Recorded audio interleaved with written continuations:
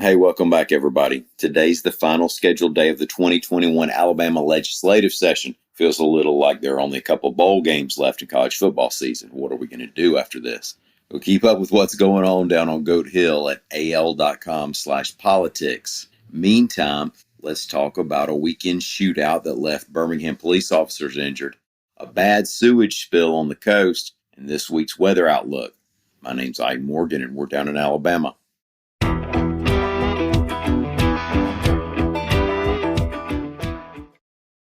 At least 5 people were killed in various instances of gun violence over the weekend in Birmingham, Alabama. That includes a shooting on the city's south side Sunday morning that left a man and woman dead, reports AL.com's Carol Robinson. Birmingham police officers were on the trail of a suspect in that shooting at an apartment complex where there was an exchange of gunfire that ended with 4 officers being hit by fire and the suspect dead. 2 of the officers were shot in their lower extremities and were treated and by last night released from the hospital. The 2 other officers were grazed and treated on the scene. Now, the weekend violence puts Birmingham's homicide count at 45 for the year, 87 total in Jefferson County. You might not want to get in the water in Perdido Bay right now. AL.com's Dennis Pillion reports that the environmental regulators in Alabama and Florida are warning people to stay out of the water south of Bayou Marcus Creek. Sewage was spilled on the Florida side of Perdido Bay. Specifically, there was a reported rupture late last week at the Bayou Marcus Water Reclamation Facility. Florida's Department of Health issued an advisory against any water-related activities due to the potential for elevated levels of bacteria in the water. Also, the Alabama Department of Environmental Management said water monitoring signs around the area are being updated to reflect the risk of swimming. ADEM also said no public drinking water will be affected. Well, it was mostly a beautiful weekend in Alabama. We are going to talk a little bit about the week ahead in Alabama weather. We have weather reporter Lee Morgan with us. Lee, glad you could make it by this week. Well, thanks for having me, I guess. It's good to have you back.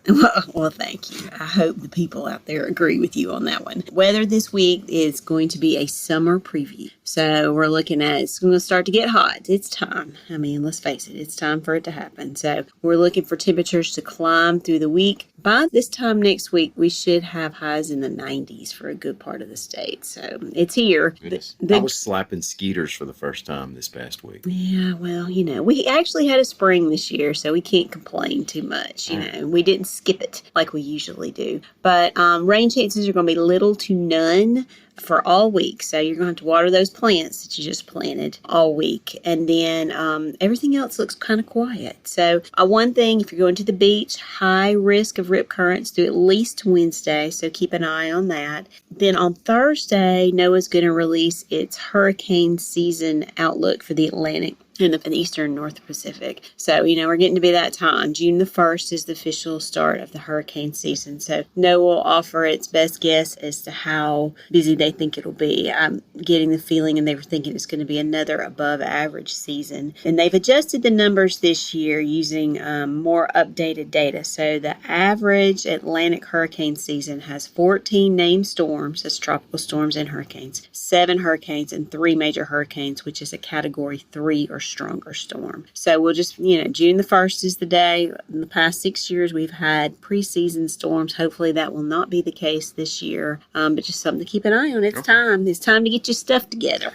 To reiterate what you said about this week, riptides really kill more people than a lot of people realize along the Gulf Coast. Yes, along the Gulf Coast, in Alabama, Northwest Florida, it kills more people than hurricanes or tornadoes in a lot of cases. So it's something, it's kind of, you don't know it's there, you just got to pay attention to those flags. Yeah, watch the flags. If it's double flags, stay out of the water. If it's red flags, stay out of the water. Yeah.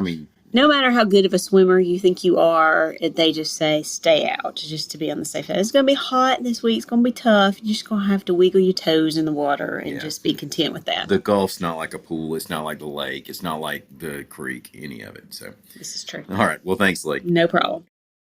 Thanks, everybody, for listening. We'll be back here again tomorrow. Until then, stop by and see us anytime you can on the internet at al.com.